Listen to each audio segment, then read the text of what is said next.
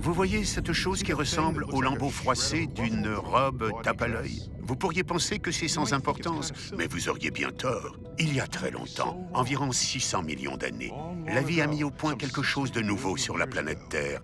Un centre de commande capable d'analyser son environnement et d'y réagir. Un cerveau. À partir de ce moment-là, la vie allait se rapprocher des étoiles à pas de fourmi. On pense que cela s'est produit tout d'abord chez un ver plat, l'ancêtre de ce petit bonhomme, le premier prédateur. Un cerveau. C'était exactement l'outil nécessaire aux chasseurs pour chercher et mettre au point une stratégie d'attaque.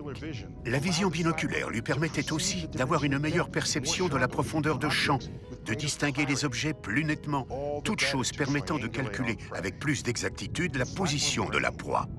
Le cerveau du ver plat comportait une paire d'amas nerveux denses appelés ganglions. Des cordons, dans le prolongement de ces ganglions, transmettaient des instructions et des sensations au reste du corps via 8000 neurones. C'est peu comparé aux formes de vie qui apparaîtront plus tard. Les vers plats possèdent de chaque côté de la tête, à la place des oreilles, des organes appelés oreillettes, qui sont en réalité des nez. Nous ne leur ressemblons certes pas, mais nous avons beaucoup en commun. Ce sont les mêmes composés chimiques, les neurotransmetteurs qui contrôlent notre cerveau et le leur.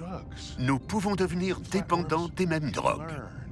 Les vers plats sont capables d'apprendre. Ils recueillent des informations concernant leur environnement et agissent en conséquence. On pense que ce sont les premières créatures à avoir eu un avant, un arrière et une tête. Une organisation qui reste très moderne 600 millions d'années plus tard.